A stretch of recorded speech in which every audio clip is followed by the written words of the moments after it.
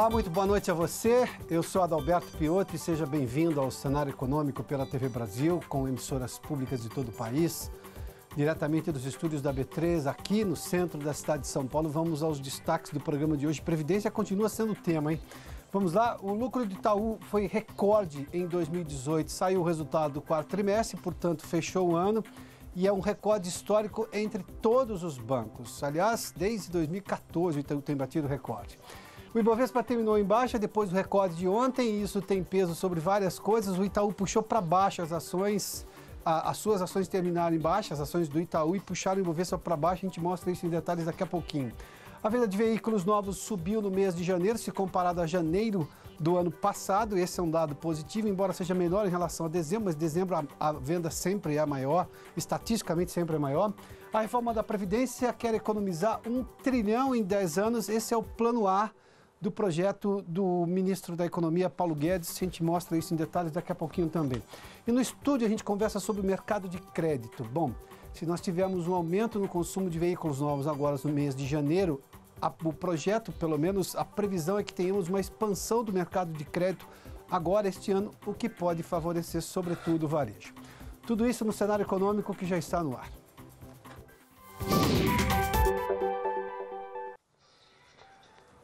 O ministro da Economia, Paulo Guedes, já faz o que se chama de um trabalho institucional, de convencimento institucional, para justamente angariar apoio ao projeto de reforma da Previdência. Já se reuniu com o presidente do Supremo Tribunal Federal, Dias Toffoli, também teve uma reunião, hoje recebeu no Ministério da Economia o presidente da Câmara, recém-eleito, diga-se de passagem, Rodrigo Maia, e também tem uma reunião com o presidente do Senado, Davi Alcolumbre.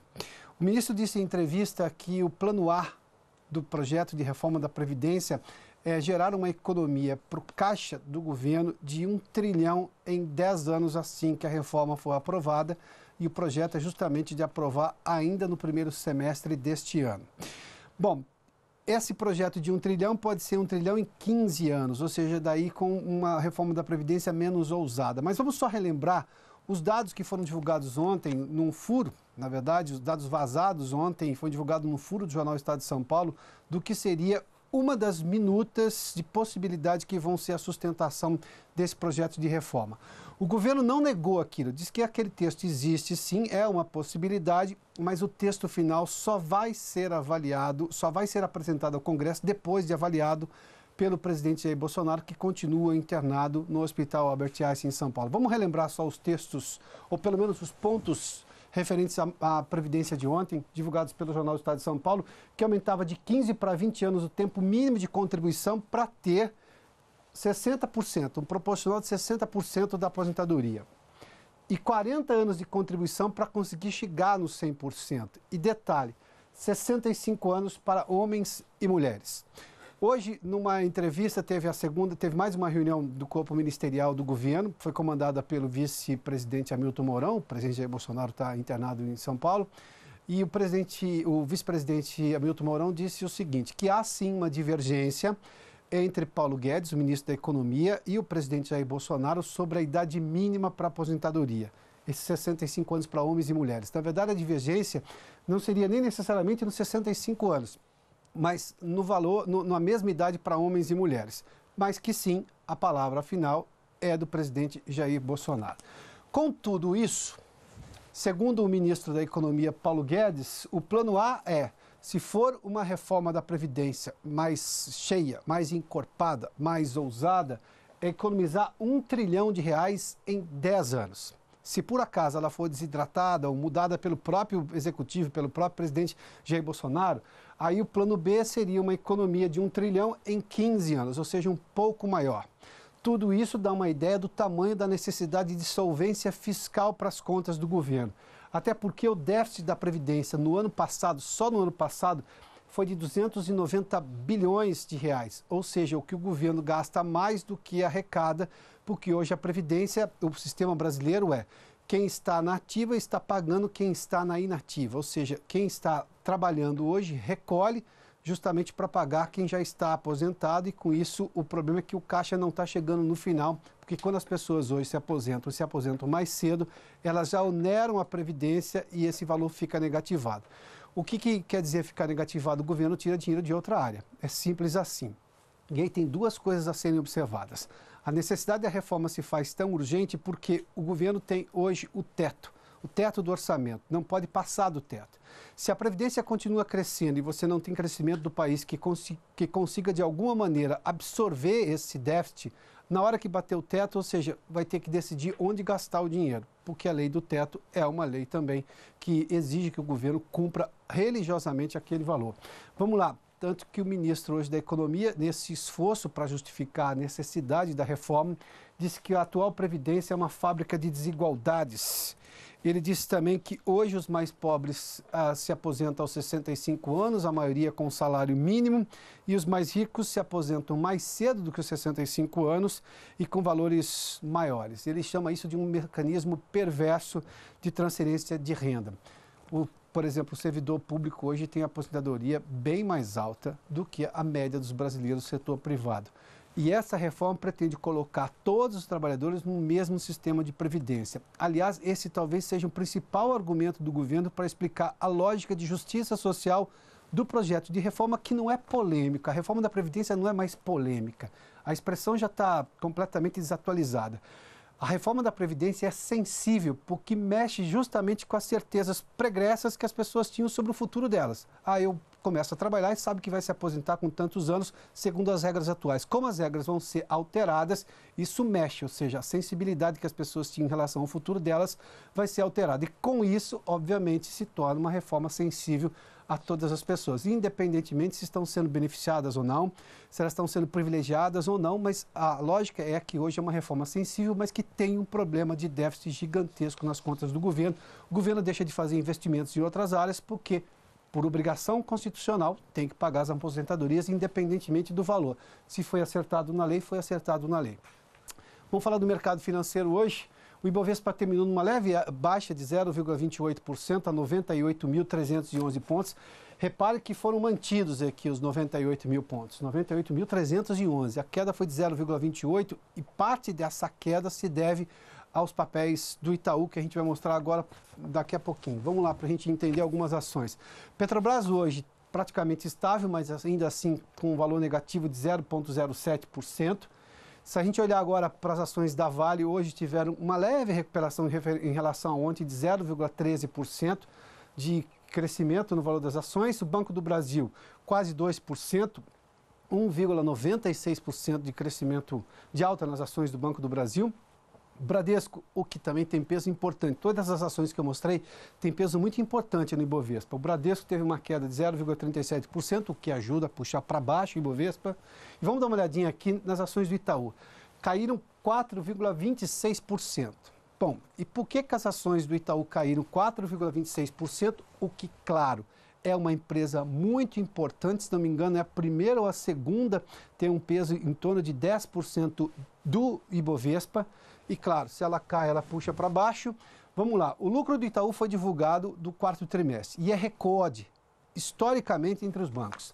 No quarto trimestre de 2018, foram 6,206 bilhões de lucro líquido, o que faz com que no ano, aliás, uma alta de 4,2%, em 2018 o lucro tenha sido de quase 25 bilhões de reais.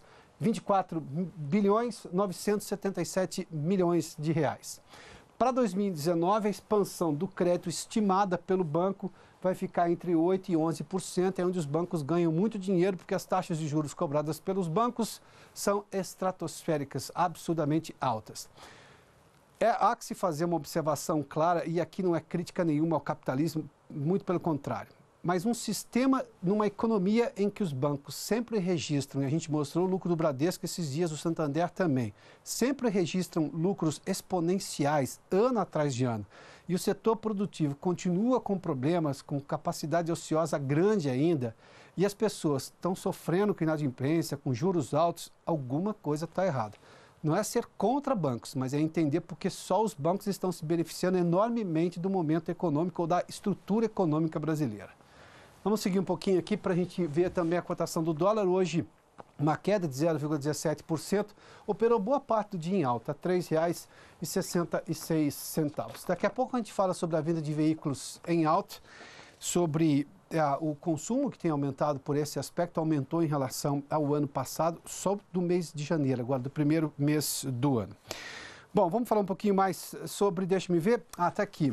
Em São Paulo, uma licitação para o transporte público em ônibus teve apenas uma linha com mais de um concorrente. A Vanessa Casalino tem os detalhes dessa história em São Paulo. Vanessa, boa noite.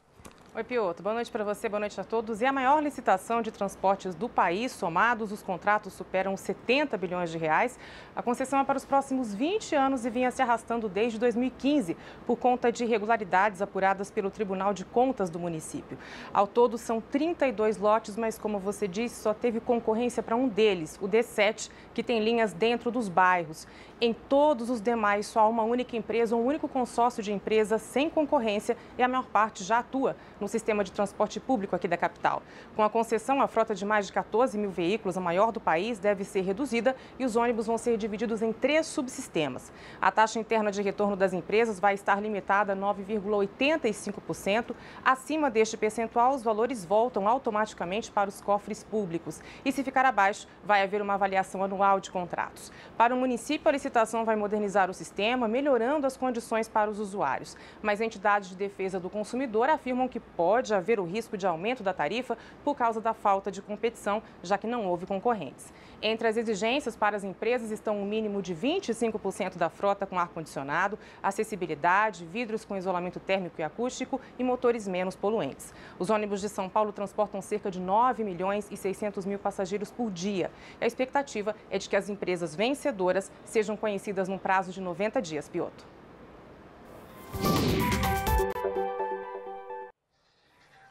Muito obrigado, Vanessa. E o Conselho Administrativo de Defesa Econômica suspendeu o processo que movia contra 3 construtoras, 3 empreiteiras que assumiram culpa em processos de licitação de contratação da Petrobras. A Flávia Grossi conversa conosco no Rio de Janeiro, tem detalhes também. Flávia, boa noite.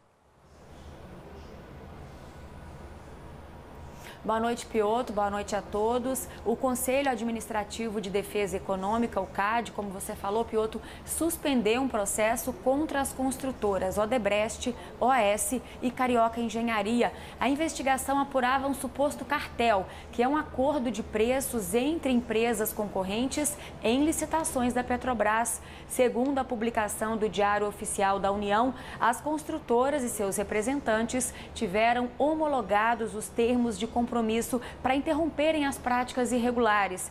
Isso significa que as 3 empreiteiras reconheceram a participação no esquema e se comprometeram a não participar mais de práticas irregulares. O CAD já havia informado no ano passado sobre a assinatura desse acordo, que também prevê uma multa. A OAS deverá pagar cerca de 125 milhões de reais. A Carioca Engenharia vai desembolsar 54 milhões de reais. Já a multa da Odebrecht será de aproximadamente 339 milhões de reais. O dinheiro vai ser recolhido pelo Fundo de Defesa dos Direitos Difusos do Ministério da Justiça. Piotr. Muito obrigado, Flávia. Só para complementar a informação do Itaú, que teve um lucro recorde entre os bancos, mas mesmo assim as ações do banco caíram hoje no Ibovespa e, obviamente, vocês perguntam por quê? Se o lucro foi recorde, as ações deveriam estar subindo. Elas subiram ontem, com a expectativa de que o lucro seria muito alto. Hoje, os investidores, sobretudo os que operam em compra, os que operam em compra no intradia, ou seja, para compra hoje ou vende amanhã, ou compra de manhã e vende de tarde, estão fazendo o que se chama de realização de lucro. Venderam as ações na alta justamente porque houve essa alta importante ontem, hoje venderam para poder ganhar com a alta das ações do Itaú que subiram ontem, dada essa expectativa de lucro bilionário, como de fato aconteceu. Bom, vamos falar da venda de veículos em alta. Foi agora, os dados são da FenaBrave, agora do mês de janeiro de 2019, subiram 10,2% as vendas de veículos novos, e a gente está falando de tudo aqui, de carros, de caminhões, de utilitários, enfim. Foram 199.800 veículos só no mês de janeiro. Se eu comparar janeiro com dezembro é sempre um mês mais aquecido para a venda de veículos, houve uma queda de 14,8%, mas o comparativo melhor é janeiro com janeiro. Janeiro agora 19 com janeiro 18, alta de 10%. A projeção de vendas para este ano é de 11,2%, de crescimento, de alta de 11,2%, ou seja, isso confirma essa tese de recuperação do mercado de crédito, que, por exemplo, nós temos aqui um outro dado. O mercado de crédito pode ser favorecido este ano por algumas razões. Vale só dizer que o Comitê de Política Monetária começou uma reunião hoje, amanhã deve sair a nova taxa de juros, provavelmente manter os 6,5%, mas há quem aposte que haja uma redução na taxa de juros. 6,5% até com 6,25% ou 6% até o final do ano, dependendo de como andar a economia brasileira. Mas, para se ter uma ideia, com recursos livres, a inadimplência caiu no ano passado. Era de 6,3%, caiu para 4,8%. Recursos livres são aqueles, por exemplo, que você toma no banco. Não contam, por exemplo, BNDES, crédito habitacional, nada disso. E pessoas jurídicas, empréstimo para pessoas jurídicas, era de 5,5% a inadimplência, caiu para 2,7%. Queda na inadimplência é um incremento para a oferta de crédito que pode favorecer, por exemplo, o mercado de veículos.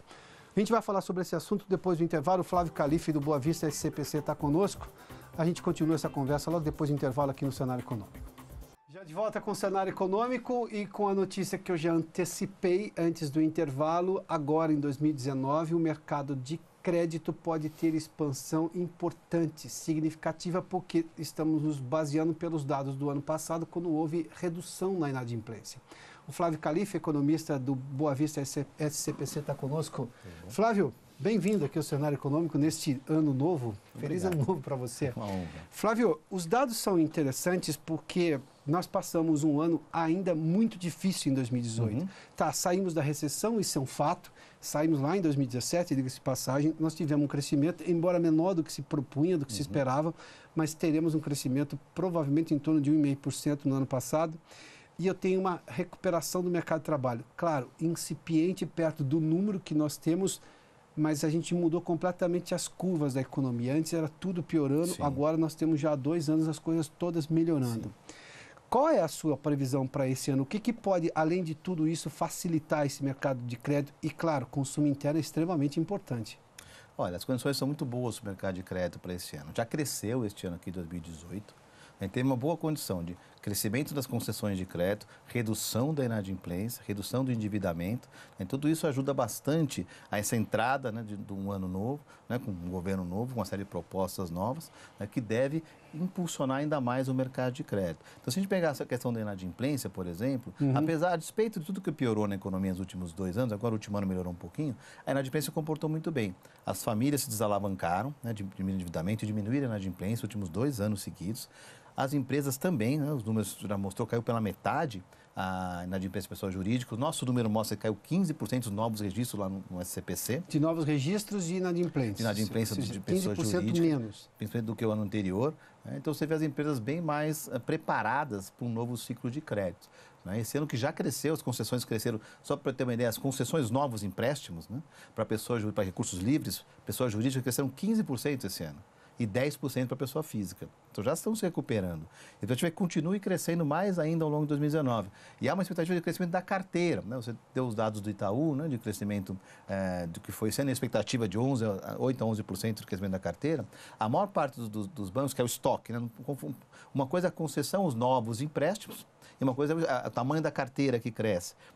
Todos os bancos divulgaram já os seus balanços agora no começo do ano, todos mostrando uma expectativa de crescimento do crédito maior, em torno de 8%, 10% ou até mais, e com uma inadimplência menor. Todos apontaram uma inadimplência menor do que o ano anterior. Então, você vê condições do lado da demanda, com consumidores mais saudáveis, menos endividados, menos inadimplentes, e do lado da oferta, o ofertante querendo oferecer mais crédito porque os seus balanços também melhoraram e a sua provisão para devedores idosos caiu. Então, todo mundo leva os bancos a terem uma intenção maior de dar crédito. Só mais um dado antes da próxima pergunta. Claro. Se a gente olhasse uns 2 anos atrás, quando a gente olha a composição das receitas dos bancos, o que compõe as suas receitas, metade da receita era crédito. Hoje está chegando a 70% crédito, era voltando. Era 70% alguns anos atrás, caiu com a recessão, chegou a ser só metade das suas receitas, outras vinham de outras coisas, né? Taxas, tesouraria, câmbio, e agora voltaram a 60%, 70%, ou seja, os bancos voltando a investir no crédito novamente. Porque a razão primeira de um banco existir é conceder crédito. Sim.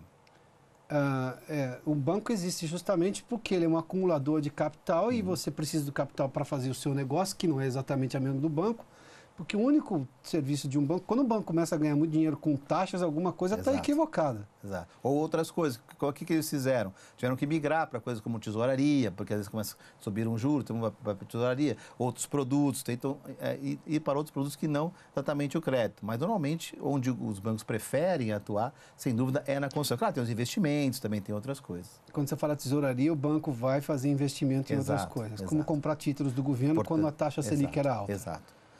Aí quando você tem uma queda na taxa Selic e um aumento da construção do crédito, você tem uma situação bem mais saudável para a economia, né? Que é os bancos, em vez de utilizarem tanto os recursos da tesouraria, se preocuparem mais em fazer as transferências de recursos. Olhando para um cenário um pouco mais macro, o próprio governo está sendo cada vez menos tomador de dinheiro da poupança nacional. Sim. Porque eu estou vendo uma redução do déficit brasileiro. Ainda é altíssimo, nós estamos falando de bilhões, a projeção para esse ano é de até 139, se não me engano, mas o governo tem ficado sempre abaixo desde 2017. Ou seja, o banco vai ter que buscar rendimento de outras formas. Em ofertar crédito para a sociedade. O governo tomando menos e principalmente tomando a custos menores, né? Porque você sai de uma Selic que era 14 para uma Selic que é 6,5, quase metade do custo que quando o governo emite, né, lembrar que a Selic remunera o título do governo, né, a base de remuneração. Então, se ele antes remunerava o título do governo a 14, está remunerando a 6,5, alguma coisa parecida com isso. Então, é bem menos. Por isso que diminui aí a dívida. E também quem compra esse título vai ser menos remunerado. Então, ele vai ter que buscar outras alternativas, né, com uma margem maior do que a que estava fazendo. Mas a gente ainda mantém juros extremamente altos nos bancos. A inadimplência caiu apesar disso, ou seja, eu tenho um esforço gigantesco de empresas, de pessoas, para tentar sair justamente da inadimplência. Mas se eu tivesse uma combinação aí que eu chamo de uma questão virtuosa, de bancos reduzindo os juros e as pessoas dispostas a resolver o problema, a gente teria tudo melhor. Nível de inadimplência menor, mais compra, ou seja, isso favorece a economia, o banco ganha porque ele empresta e vai receber, ou seja, não seria melhor os bancos serem mais ousados por essa questão justamente na taxa de juros, que a deles é absolutamente alta se comparada à taxa básica? Tente olhar para a questão dos juros, né? Então, se a gente olhar para a questão dos bancos, teve uma redução bem significativa nos juros, lógico, continuam muito elevados, mas teve uma redução significativa dos juros da pessoa física e para a pessoa jurídica, coisa de quase 20 pontos e um pouco de ouro. Então, é bastante coisa, mas os prédios continuam muito elevados. Se a gente olha para frente, quando olha a composição da taxa para o consumidor, para a PF, que hoje é cerca de 50%, 55% ao ano, na média, temos de 300, temos de 20%, né? Dessa, 7, 8% é a taxa que chama de captação, que é influenciada pela taxa Selic. Os outros 40% é spread. Né? Esse spread, o que ele é influenciado pelo quê? Inadimplência, riscos, custos, impostos e margem. E margem de remuneração do banco. Né? Então, se você olha esses números todos, a inadimplência está caindo, então tem um pouquinho de espaço ali. Mas custos, impostos, margem não tem tanto espaço. E aí é onde vem o que vem sendo feito pelo Banco Central de uma forma bem competente já nos últimos 2 anos, né? Lembrar que ainda estamos sobre o presidente, o Irland continua sendo presidente, uma série de reformas microeconômicas estão sendo feitas pelo Banco Central que estão ajudando bastante o mercado de crédito. O que é isso? A tentativa de aumentar a concorrência, é onde você pega a margem, uma tentativa de você aumentar o número de participantes, como você, por exemplo, regulamenta fintechs, uma forma de você aumentar a competição bancária, mas ainda falta muita coisa na questão de impostos, na questão jurídica, que afetam muito, né? A insegurança jurídica também aumenta muito os custos. Tá? Então, você conseguir ter esse conjunto de coisas, que é aumentar a competição, diminuir a insegurança jurídica, diminuir os riscos bancários, você tem uma possibilidade de diminuir esses juros de uma forma mais rápida. Né? Mas tudo depende muito dessas reformas. O cadastro positivo, que já está em discussão faz bastante tempo, e entrou na pauta ano passado, acabou não sendo aprovado por uma questão de tempo, e está de novo, deve vir de novo na pauta, porque é o próprio mesmo presidente da Câmara, que foi quem queria votar, acabou não dando para votar, são fatores que ajudam a melhorar a informação e a reduzir o custo do crédito. Flávio, obrigado pela gentileza da entrevista. Eu agradeço. Flávio Calife, do Boa Vista SCPC, conversou conosco aqui no cenário econômico. Claro que esse é o grande desafio no sistema bancário brasileiro, é ter juros mais aceitáveis dentro da lógica que o país precisa para se desenvolver.